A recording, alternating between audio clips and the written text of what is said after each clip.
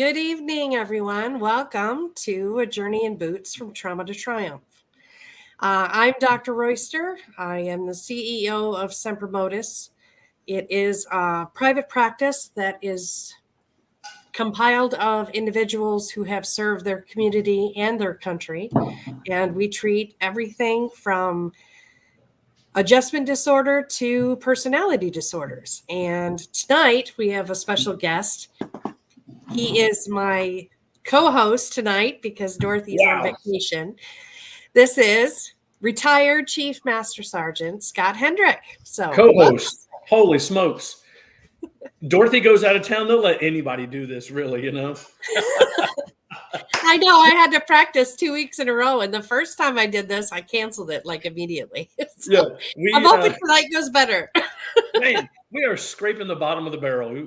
We're dusting me off and throwing me in for Dorothy. Where is Dorothy anyway? She's having sangria. She didn't tell me. Oh my goodness. Man, I would love some sangria. Right? We're going to try. Yeah, no kidding. No kidding. Well, that's awesome. I appreciate it. Thanks for having me. Yeah. I'm thankful you said yes. I was a little worried I was going to have to do this all by myself. We'll take care of it. We'll take care of it. This will be fun. Looking forward to it. Who is our guest tonight? Yeah. So, wow. So his name is Jason Miller. Mm-hmm. Him and I graduated from Essex High School in 1995. And we'll get into some of the details. Man, I feel so old when I say that, right? Like, I'm older than you are. Yeah. We were born in the late 1900s. How's that sound? So before we bring Jason to the stage, I have a comment here that I'm going to bring up. And Nisa says, hubby needs that t-shirt. So please tell me about that t-shirt. Look at this. Look at this. This shameless, this wrong side. Shameless plug for Liberty OVE. Yes. Go to libertyove.org. Get you a DD214 vet alumni shirt. The guy who created this, man, super talented guy, right? With his vision. Yeah, I did that. It was kind of block lettering. Yeah, it was simple. You got to give Mike some kudos. He's been on absolutely. the show. Huge kudos. Here, 2 weeks ago, 3 weeks ago, Mike was on the show. Yep. Talking about Liberty OVE and all the great things they do. So you can go to libertyove.org and go to swag. I think it's under the swag section. Mm-hmm. And you can get a whole line. Man, you can get all kinds of stuff over there. They got, I think I created probably 100 different products that you can buy. Yeah, you did. And the website. And all the proceeds go directly to helping veterans, emergency responders overcome their battle with PTSD. So love the comment. Thank you so much. Go get your limited Liberty OVE. libertyove.org. Right. Yeah. It talks about the trauma protocol and absolutely all kinds of different services they provide. So. Yeah, absolutely. There's a ton of, and this is what I want all of our emergency responders, veterans, fire, everybody to know. There is, and I say this firsthand. When you get out of, I did 26 years in the Air Force. When you get out, you kind of feel like you're, free range chicken again. You're like, just wandering around in space and time.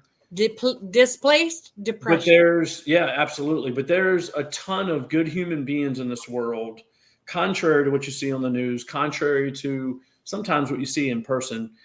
There's a ton of phenomenal individuals that are out here pulling and pushing to help each and every single one of our veterans and emergency responders each and every single day, right? Like if I couldn't even begin to add up the hours that Mike Murray has in, doing this or, things like our friend Ty Orr over at Sworn to Serve, mm-hmm. He created an entire clothing line specifically for military banter for our active duty and veterans.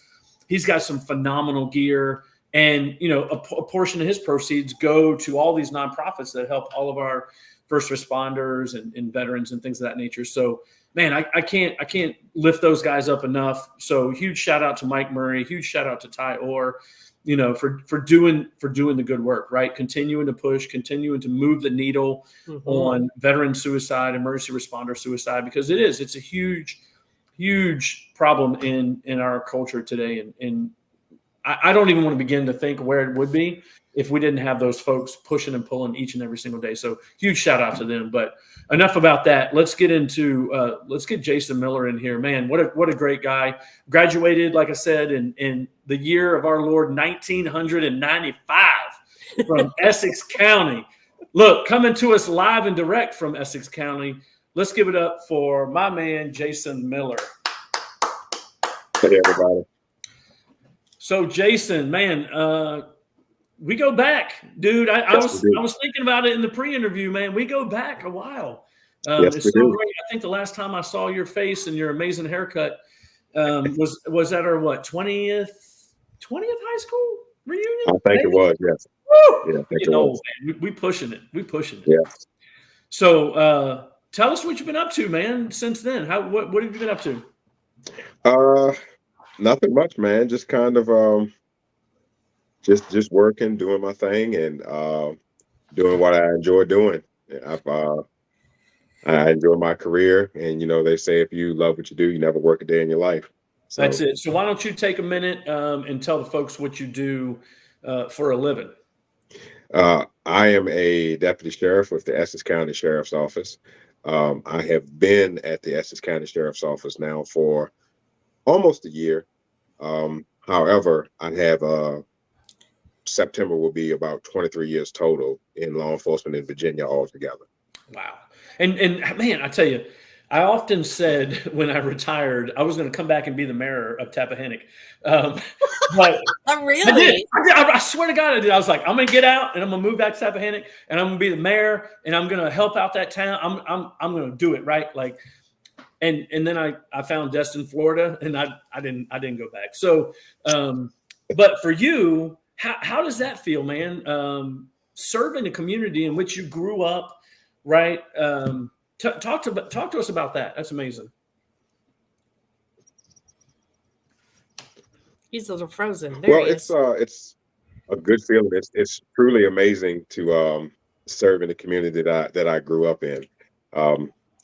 I actually started my career as a jail officer at Northern Neck Regional Jail, which is the next county over Richmond County. Yeah, right up the hill. Then I transitioned to patrol, and I was an officer for Tappahannock Police Department for roughly 5 years. I did about 16 years in Caroline County, which is also a neighboring county. Yep. And I got a call from the sheriff last year, and here at Essex County that I've known my whole life, my whole career. Is that Arnie, right? Yes. Yep. Yes, Sheriff Arnie. Yep. Good for him. And he gave me a phone call and he said, you need to come home. That's it. I want you here, and it's time to come home. It's time to come home. I talked over with my wife, and she supported me 100%. And here I am, and it's a great feeling. Dude, it's almost been like a class reunion. It's been like a family reunion. 29 years ago, by the way. Yeah, when I go out into the community, I see some of the people that I grew up beside, that I went to school with, that I knew growing up, and I mean, people are coming to me and it's like, hug me, man. I'm so glad you're back here, and that's awesome. I'm so glad you're back home. And it's a good feeling, man. It is a great feeling. I tell you, man. Until you give him a ticket. Yeah. Like don't give me no ticket. Come on. What's a couple miles an hour between friends? I get pulled over down here, and I'm like, man, don't you guys know what I do? Like, no, tell it to the judge. Tell it to right, pretty much. Wow, man. So I tell you, I can't begin to fathom, the things that you do each and every single day.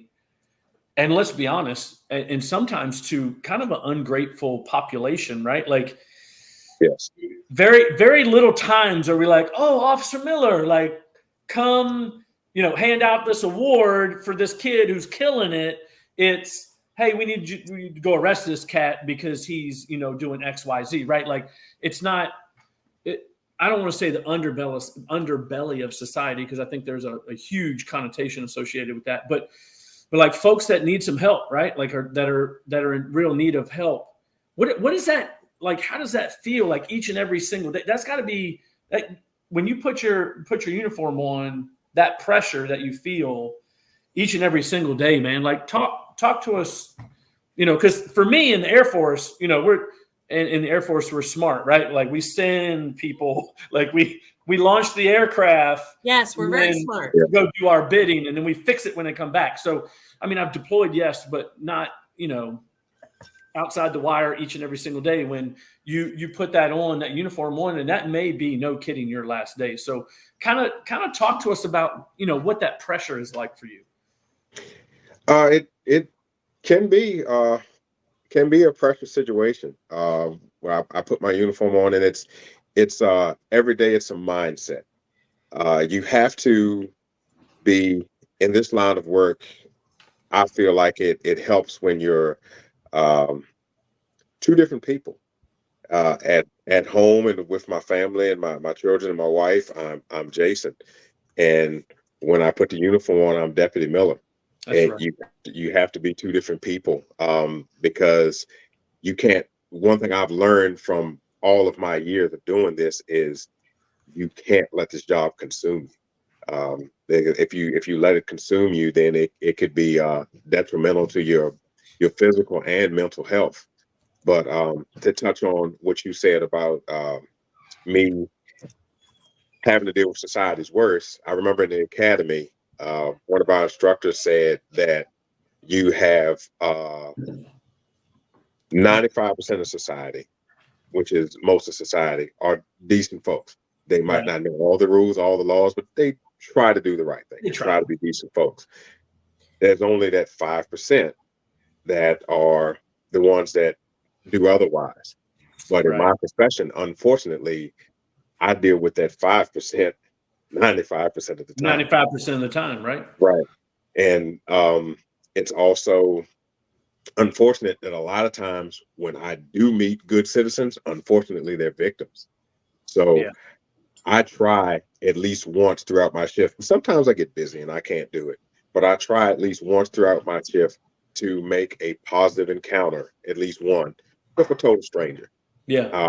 I'll pull up to a convenience store and I'll see someone with a nice classic car. Obviously, they like those cars, Right. so I'll go up and I'll strike a conversation. Hey man, that's a really nice car, and I'll start talking to them about it. Or I'll see a young lady and she's got like these adorable kids, and I'll say, hey, your kids are adorable, and we'll start talking about that. Just something positive, because that reminds me of, okay, these are the folks that I'm out here doing this job for. It's serving ultimately, right? I mean, Yeah. that's the big thing that you're doing is serving those individuals. That's super powerful to to be super aware, right? Like you're not a rookie. You've been doing this for, like you said, 20, 30, 24 years. And so you've created those adaptations where that you gotta figure out how to remain still a human being and connect with people, Right. all the while still being, serving your community and protecting, right? I mean, that's ultimately what you're there for. Exactly. That's Exactly. super cool, man. Super cool. And I'm sure that goes a long way for you, because now people don't just see you as the law, right? Like Right. they see you as a human being, and they get to maybe peek a little bit behind the uniform. And I think that's something that Arnie and you and I have known Arnie for a very long time. Yeah. I think that's something that he did really, really well is letting people know that he was a human as well, and still, when he had to do the job, he had to do the job, right? Like that's what we have to do. Right. Yeah. He's definitely been a role model of mine throughout my entire career. And one thing about Sheriff Holmes is I trust him. Yeah. He's a very genuine, down to earth gentleman. Uh, he, he's the same guy in the office, at home, in the street, and Right. he's genuine. He's straight up, and he's human. And So let's peel that back a little bit, right? Because I think there's a lot of parallelisms between active duty military and first responders and police and fire and EMS, and that thing that magical word that you hit on is trust. Mm-hmm. right. What what is Arnie or any of those folks that you work with? What are just give me two things that builds trust. Like, where does that come from? Well, the trust comes from standing by your word. That's a big thing. Um, if you say you're going to take care of something and you do it, and if you don't do it, you can say, well, hey, I'm sorry, I didn't do it, and you can explain why. But more on a tactical standpoint, trust is knowing that that partner or that person that you're going to that call for service with has your back, and knowing Yeah, that they will cover you, and they will do what they need to do to make sure you're safe, the citizens are safe, and they're safe, and everyone walks out of it unscathed. that's awesome. I know for 10 years of my career, I was a member of a SWAT team. Two of those 10, I was the team leader, Mm-hmm. and the key word there is team. Mm-hmm. You have to trust one another, because Hmm. a lot of folks don't know what SWAT does, but they always say when the police call the police. That's actually a good analogy. That's it, Um, right? Absolutely. when we're called, the situation is already bad. It's not Yes. a Something's come off the it's rails, right? Yeah, Like, it's not a oh, maybe we can negotiate it. No, it's gotten to No. the point where talking's over, negotiations are not working. The quote unquote bad guy or bad girl is intent on doing what they want to do, and it's so dangerous to the point where a normal patrol officer says, "Hey, I can't is handle it this. outside of my scope, right? Yeah, it's outside of my Yeah. scope. I need assistance." So it's already bad when we get there. Yeah, So they call it pay grade down here. So they're like, we need to call SWAT. This is above our pay grade. It's above my pay grade. yeah, Yep.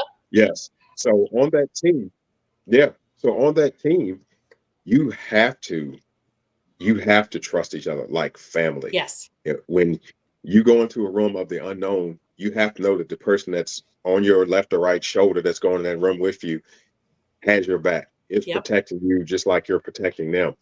And one of the biggest compliments I think any police officer can pay another police officer is when we say, "I walk through a door with you anytime." Yep. And that means that Oh I man, trust that's you awesome. implicitly, and I know that I am safe with you. And Yep. when you hear that from another Yeah. police officer, that is a huge compliment. Yeah, that's a boost of pride that you won't get anywhere else, for That's for sure. sure. That's super cool, man. That's super cool. Um, and so I'd like to get your perspective. We talk about trust and we talk about having people's backs, right? In today's environment or arena, right? Because you guys are always at war. Hmm. We did, several years ago, we did go through a dark period for the Blue, right? I mean, We the did. reason they came out with Back the Blue is because you guys were going through that, and Yes. that was something that needed to happen. So, what is that like? How did that affect you with when people were openly advocating for defunding the police and taking some of the resources away, whether it be training or equipment or things of that nature? Like, did you, I mean, I know it's a small town there in Virginia, in Eastern Virginia, but like, did that get to that level in your area? And then if so, like, how did you navigate that? Or being from a small town, did the community kind of wrap their arms around you? Because that's a benefit of being in a small town. So what was your perspective during that time? Well, we definitely felt the impact. Everywhere felt the impact. There was things that happened 4, 5, 6 states over, and we still felt the impact because most public looks at us as as a whole, regardless of what state you work for, what county you work for, town, city. They look at us as a whole, and unfortunately, human beings have a tendency to uh, compartmentalize. Mm-hmm. And it's if you have this person doing X, Y, and Z, well, everyone associated with that person is also doing X, Right. Y, and Z. Yeah. And that's not always the case. And that's a lot of times that's furthest from the truth. Um, Yeah. I think in that situation, I think everything that took place, there were some positives and there were some negatives.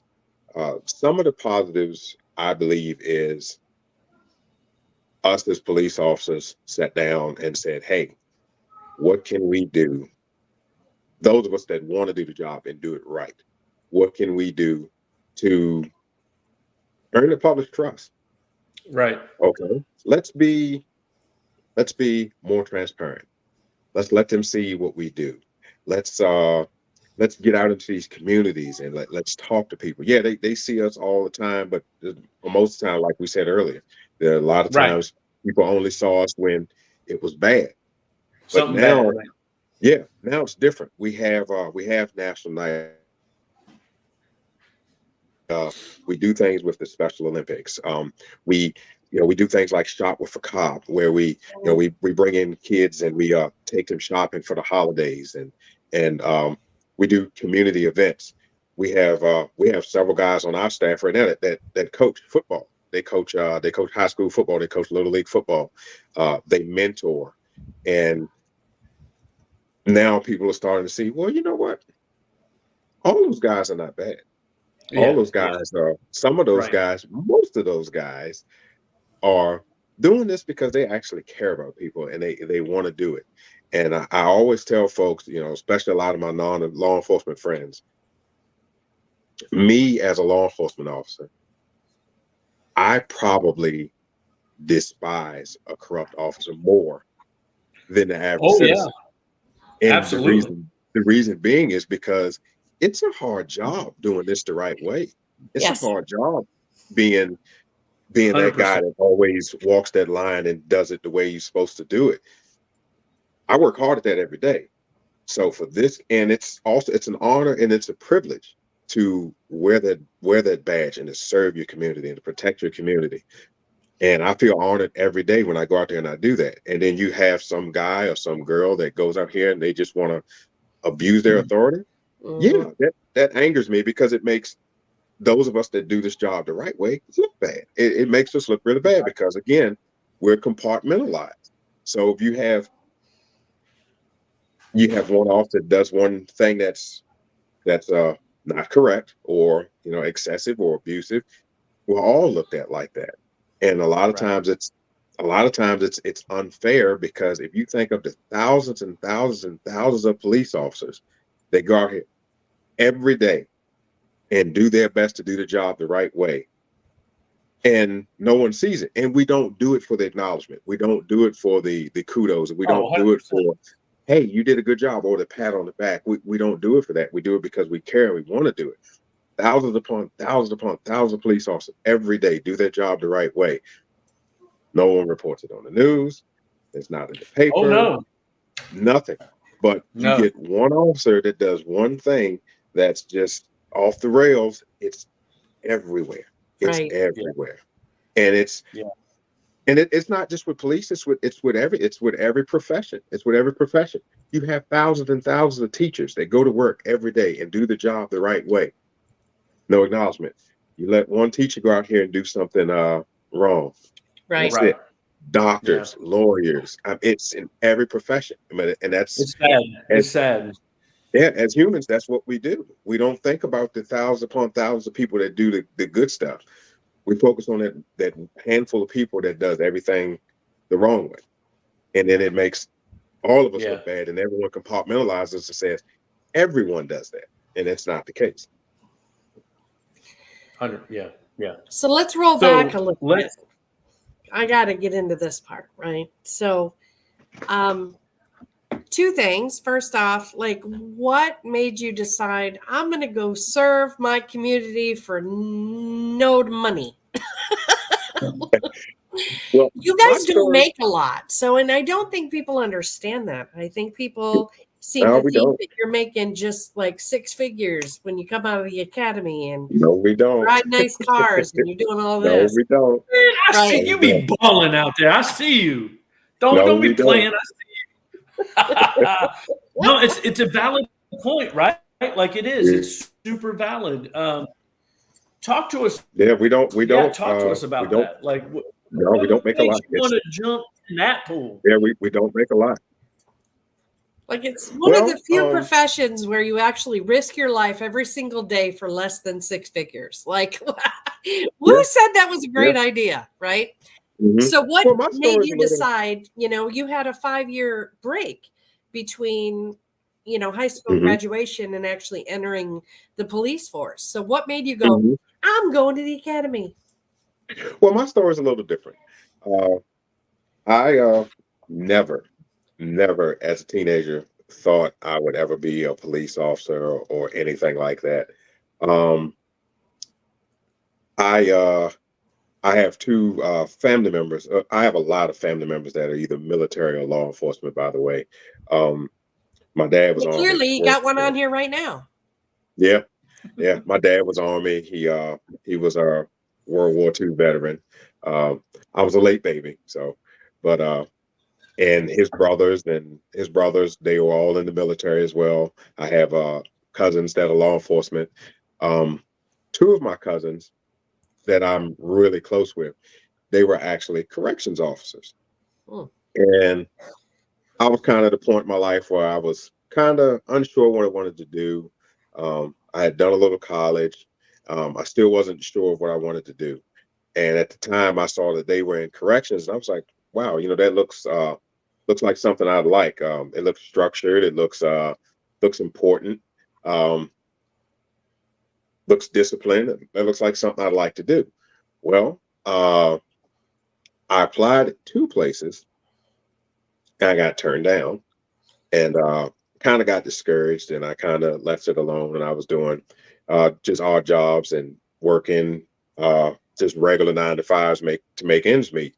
Hmm. And I had a partner that used to work out at the gym with me, and he was a jail officer.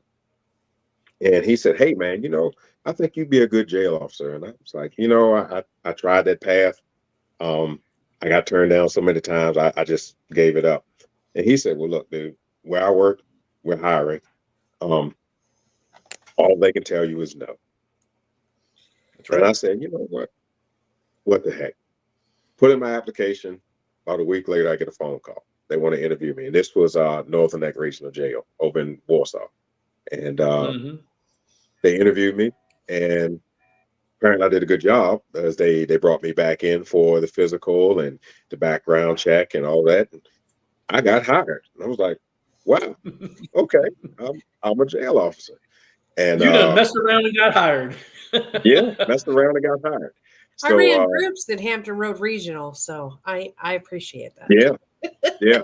Lots So amount I of went, time. yeah, went to the academy, got my training, got certified as a jail officer. I stayed at the jail for a while. Now, a lot of folks don't know the difference between a jail and a prison. Uh, True. the main difference is a jail houses people that come fresh off the street. So Right. there can be people in the jail that haven't even been to court yet. They're just accused of a crime. They haven't been convicted. Prison, those guys have been convicted. They've gotten a sentence from a judge and they're serving their time. Jail can range from people that have been convicted of serving their time and people that just got arrested for being drunk in public. So um, So I have a I question for you. With yes. I've ran groups in both environments, and my impression was people who are, sentenced. Well, they're sent to jail. They're a little more rowdy. Uh, they can be because prisons are a little more structured because prisons for you'll have a prison for okay, these are your quote unquote problem children. We put them in this prison. This prison over here is for guys that are at the end of their sentence, they're older, they're pretty much self-sufficient. We put them in this prison. Then you got a prison over here for people that are just in between. So yeah, by the time they get to prison, they're a little reality set in. They're like, Right. okay, yeah, I got to do this. there's no need to make this harder than what it is. I'm going to do this, do my time, and go home and try to make something out of myself when I get out. You Right. know, a vast, and contrary to popular belief, a vast amount of people that are incarcerated, they do go in there and they go, you know what? This is a mistake. I messed up. I'm going to go out here. I'm going to fix this. I'm going to make something for myself. And they, a lot of those folks don't get a lot of credit for that, but a lot of those folks that end up incarcerated come out and they make something of themselves. Yes. So, They and work very not hard you at it know, too. a lot of people are like, oh, they'll always come back. They're repeat offenders. Yes, you have those repeat offenders. You have it, You do, but you also have those guys that, you know what, I made a mistake. I screwed up. I need to get myself together. I'm gonna do something with my life when I get out of here, and they do. And I've actually had some come back to me um, with success stories, and it's like, wow, proud of you. You know, I'm happy for you. Yeah, But yeah, that's it awesome. happens oftentimes. It happens. But being in the jail, I got to interact with a lot of the guys that work the street, the patrol officers, because they would bring the guys in, and some of them were a little rowdy.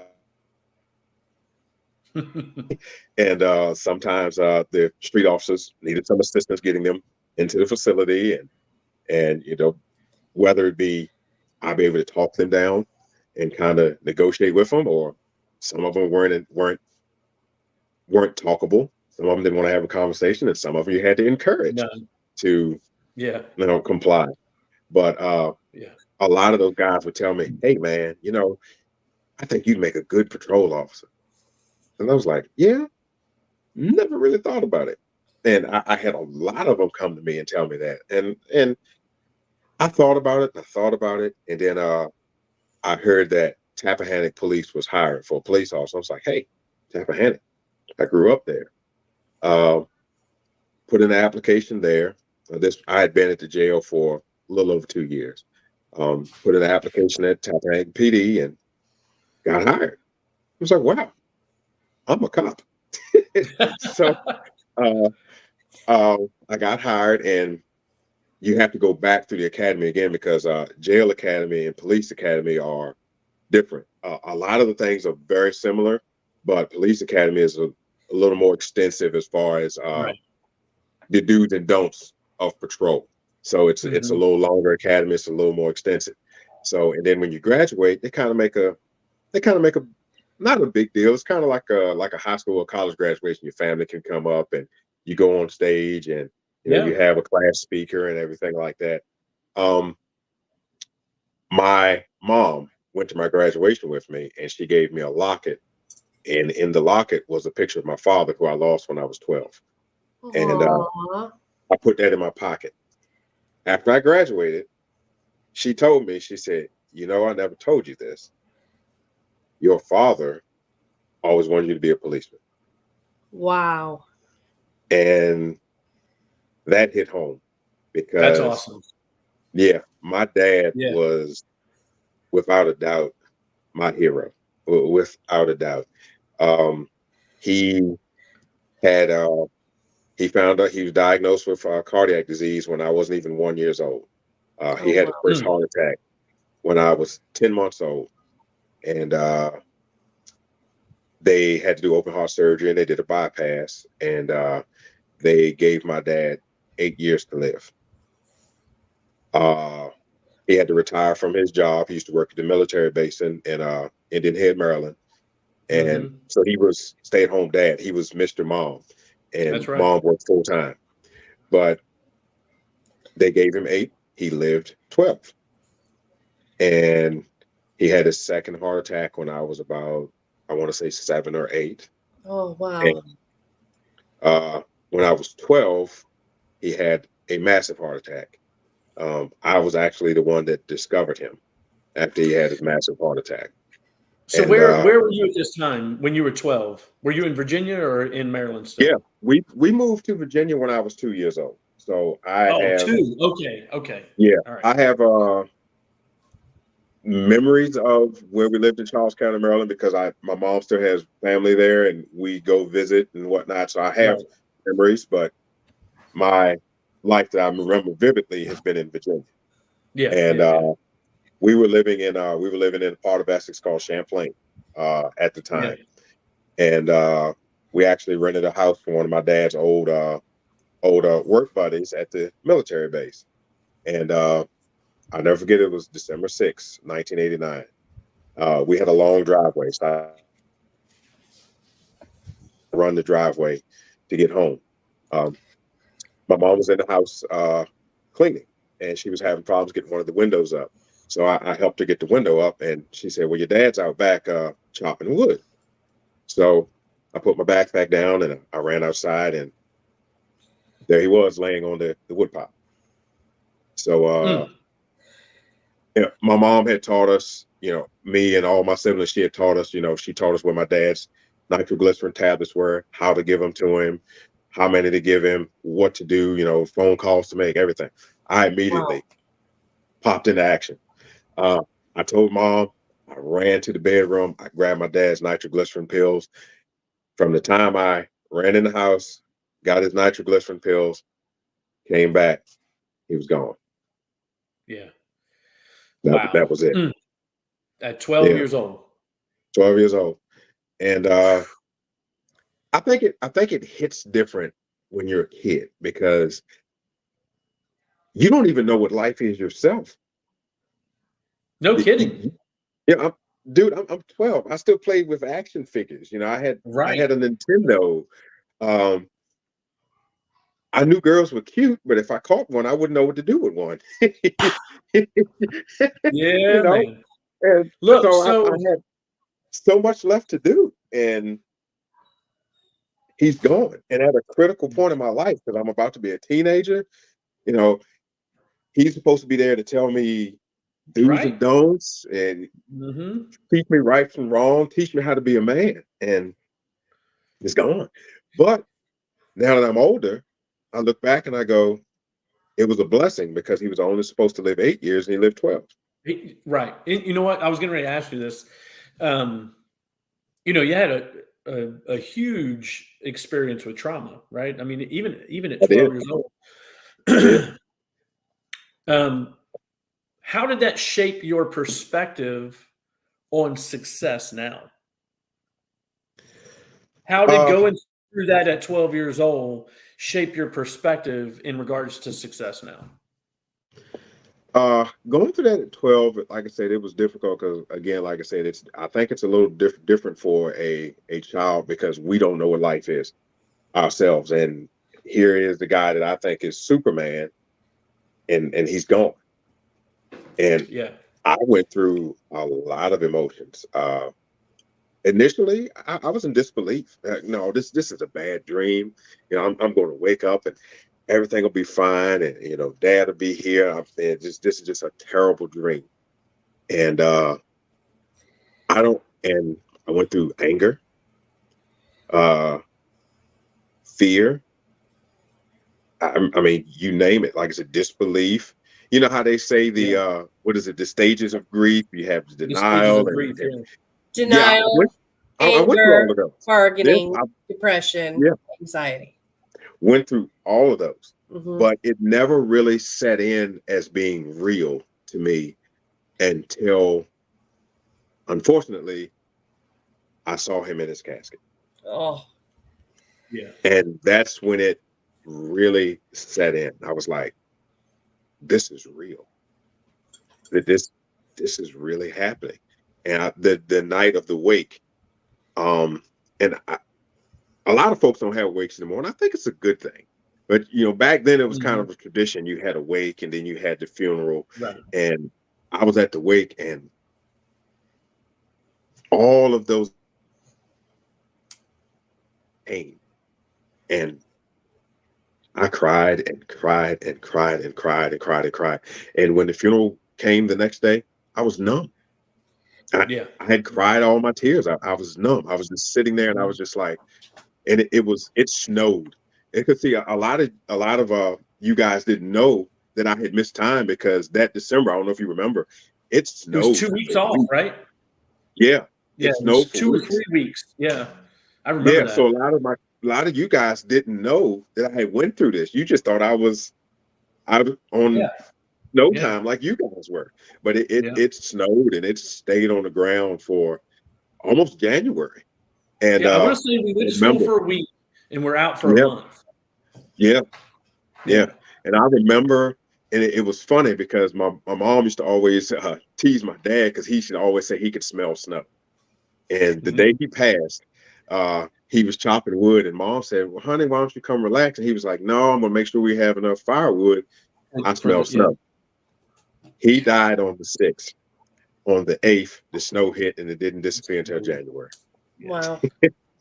So, like I said, a lot of you guys didn't know I went through that, and I remember the day of the funeral, just standing in that snow, holding my mom's hand, Yeah. and watching them lower my dad's casket down, and that was just a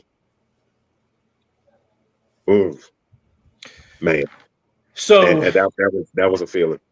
being a father now, and watching kids grow up and be an active role in their life and things of that nature, like how did going through that super traumatic experience at 12 years old shape you now to be like the dude, right? Like everything that I've seen and followed you from afar, like you're a stand-up guy, even when you're there, right? Like you're present. Mhm. How does that perspective, like, how does that still play a role in your life today? Well, first of all, before disclaimer, I have not always been like the best dad. I've made mistakes. I've made mistakes, and I've uh, you know, had to pay for them. And unfortunately, my oldest daughter, she was the guinea pig. Mm. Unfortunately, I tell her all the time, you taught me how to be a dad because I Oh, had no clue. And that poor thing, she had to experience some things because I didn't know. And for a while, and because of unfortunate circumstances, I was a single dad for a while. So, her mother and I were co-parenting, but a lot of times it was me. mhm. And it was rough. It was rough. And I have to give my mom credit because my mom was like my dollar parent when I didn't know what to do. Hey mom, I got, this and this. What do I do? I mean, Yeah. funny, a real quick funny story. I thought I was being, the cool dad, and I wanted to uh, wash my daughter's hair and put conditioner in it and blow dry, trying to help out her mom and show her that I'm a good dad. Well, my oldest daughter has really, really, really thick hair. Mhm. Like I still tease her to this day. I said, "You don't have a scalp. You have hair and you have brain. Right. There's no scalp." And when I dried that hair, it just said, Right. and I'm looking at it like, "Oh my God." So What did I just do? my poor daughter, I just put a ball cap on her. We got in my car. I drove 3 miles from mom's house and I knocked on the door and mom said, "What?" And I pulled the hat off and I said, "Help." That But that day I learned how to do braids, Yeah. like pigtails, Yep. ponytails. I could do afro puffs. You could always tell the weekends my daughter was with me because she always had either pigtails or afro puffs because that's all daddy could do. Yeah, that's awesome. That's But yeah, awesome. I love it. but it's and not to try to take this off into something weird or crazy, but I remember having a dream. And you know how you have those dreams that are super vivid and you wake up and you're like, wow, that was just a dream. Yeah. Uh, Yeah. I remember having a dream, and the dream started with me waking up in my bed, and I was waking up to the sound of my daughter and my dad's voice. Wow. And I get up, and my dad's sitting on the edge of my bed, and he's holding my daughter. And of course, I'm like, oh my God, it's my dad. I'm hugging him, and oh, I missed you, and all of this. And he's like, he's never left. Yeah. And he looks at me and he goes, um, thank you for giving me such a beautiful granddaughter. Aw. And I woke up. Wow. And it was just one of those dreams was like, wow, that didn't really happen. It was so vivid. And it was just like, wow. And it was always amazing because I would show my daughter pictures of my dad, and I was like, who is that? And she'd go, Grandpa. And she'd look at me like, what, you don't know who that is? But Yeah, it exactly was, right. yes, it's amazing. It's It's amazing. But amazing what they know. yeah, but I think a lot of things I do that I do right is because of him. Because I always feel like, he's looking down on me. Mhm. And I want him to be proud of me. Now, I'm not perfect. I've made Yeah, mistakes. I've done some yeah, no things one that, is. Yeah. yeah, I've done some things that I wish I could go back and change. We But all have, but thank God we didn't have the internet. yeah, but for the most part, I've always tried to do things to where if he is watching me, he's going, Right. yeah, yeah, he's okay. You got an And angel looking out for you. Oh, yeah, yeah, absolutely. Yeah, yeah, for Not sure. only do you have one, but she has one. yeah, yeah.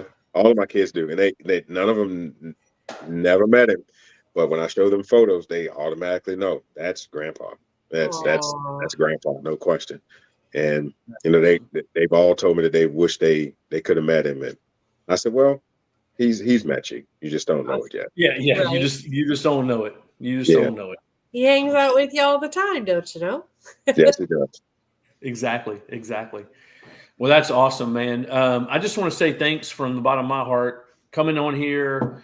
We we talked about life, right? We talked about overcoming trauma, especially for you at a young age, at 12 years old, and your authentic self, right? Just like on what's on your shirt, keep moving forward. That's what you did, and I Yeah, think that sends a resounding message to everybody that you're going through some tough times, but it's not the end. It's the journey, and you'll get there for sure where we need to be.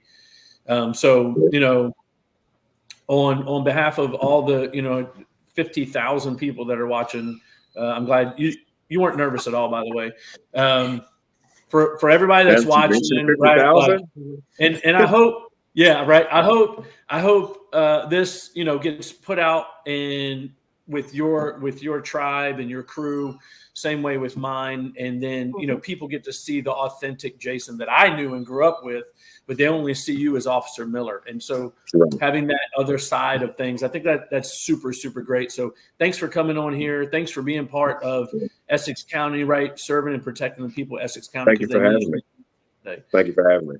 Single day. No, it's a pleasure. It's a pleasure.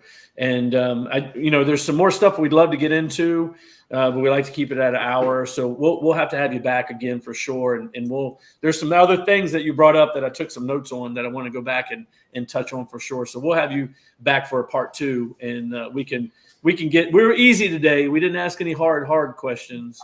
Hmm. I've seen it before. I do have one last question. Sure. So, well, actually, 2. What advice Hmm. would you give to somebody joining the police force in today's society? Uh, it is tough. It is tough. You have to really want it. Mhm. Um, I teach at the academy as well. And one of the things I do with the cadets is usually my block of instruction, I have them for about a week. And I tell them that they have a homework assignment. And their homework assignment is to write down why they got into law enforcement. And I tell them, I Mhm. say, I want to help people. We Yeah. all got into this to Right. help people. And I don't want to, yeah, I get to drive fast and run blue lights and wear a badge. We all like that part. Right. I want an earnest answer, a well thought out answer why you got into law enforcement. Write it Mhm. down. And I don't tell them what we're going to do with it. But the last day we have a debrief, and I have all the students read um, why they got into law enforcement. Some of them are emotional, like we've had tears, Yeah, I'm and, sure. and and a lot of them were, because when they were a kid, they saw a police officer do something amazing, like save them or save someone else or really help them out. A lot of them were like that. Yeah. And I told him, I said, and I can't take credit for this because a friend of mine did this for me. And Mhm. I just stole it from him and ran with it. And I told him I was going to steal it, and he laughs all the time. And he said, "Well, if it ever goes anywhere, I want my royalties." But uh, I told him, I said, now that you have that, and now that you have read why you got into law enforcement, I want you to keep this piece of paper somewhere where you won't lose it. Yeah. Yes. Whether it's in your vest, locked up in a box, something like that, because you're going to have days where everyone you meet is going to be like they would just rather spit on you than shake your hand. Right. Your administrative staff is going to be on you about stuff that you're just like unbelievable because you can't understand what they have going on compared to what you have going on. You're gonna have days where you don't feel like going to work. You're gonna be tired. You're gonna be hurting. You're gonna be sick, and you're gonna say, you know what? I don't know if this is for me. I want you to go back and get that piece of paper, and I want you to read that. And if it still means something to you, stay in the fight. You're just having a rough time. That's right. But if you read that piece of paper and you go, yeah, I just don't feel the same. There's no shame in saying, you know what, this isn't for me anymore. Right. But out of that, the whole thing I would say for someone new, just realize that it's thankless. You're not going to get a lot of pats on the back. You're not going to get a lot of thank yous and kudos. But those few that you get are worth it. Yes. Enjoy it and let it fuel you. Yeah, you got to. It has to fuel you. Yeah. Yes, you do. That's awesome. Thank you for sharing. The last question: What is something no one knows about you? What? You put him on the spot. Yes. Someone That's knows. What we do here. There's someone that knows something about me. So there's nothing that no one knows about me. Well, okay. Just your inner circle then. What is something that the world doesn't know about you? Something you do, a hobby you have, something kooky, whatever. A hobby that I have. Nothing kooky.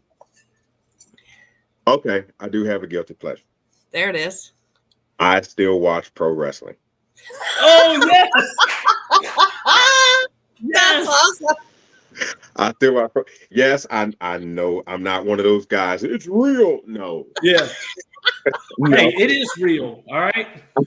I'm not one of those guys. I know it's scripted, but I still enjoy it. That's awesome. Yeah. I love I that. still enjoy it. It's one of my guilty pleasures. I because of my schedule, I don't get to watch it exactly when it comes on, but thank goodness for DVR and and cloud storage. I get to watch it later, and that's my thing. I still love wrestling.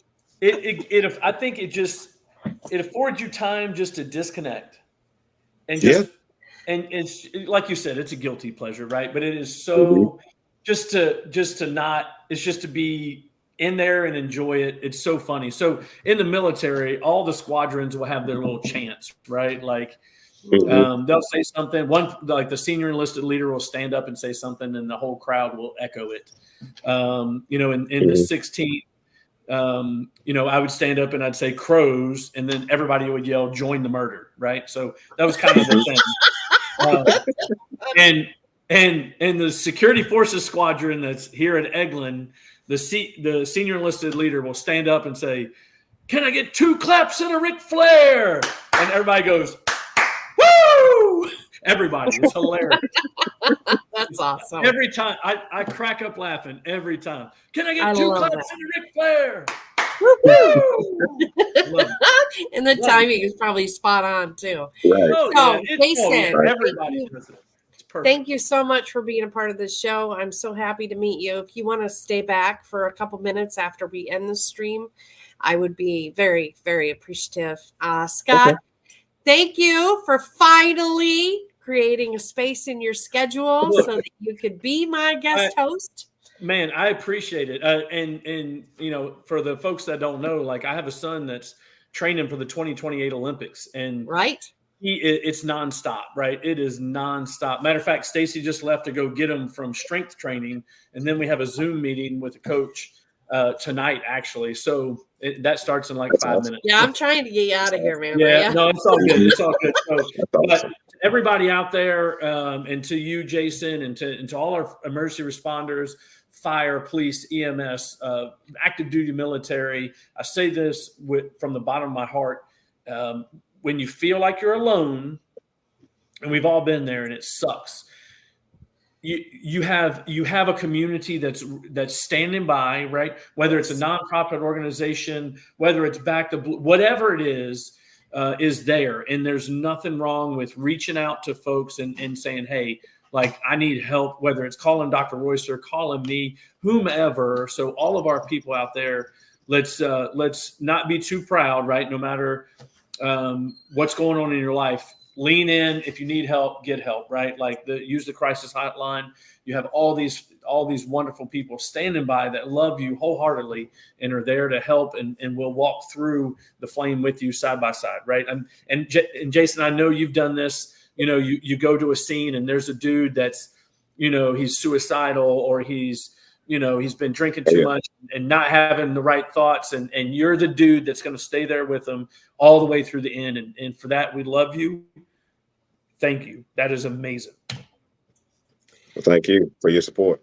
Well, thank you, everybody who's viewed this. We appreciate you. If you want to be on the show, you can send an email to Unstoppable Overcomers, or send a message on here when you see this. If you need help, you got any suicidal ideation, or you're just really struggling with some mental health symptoms, reach out to sempermodusllc.com. We are here to serve you. Thank you, Jason. Thank you, Scott. It was wonderful having you guys. Thank you, Scott. I'm exhausted, so I appreciate you so much. And everyone out there, please be safe and take care of each other.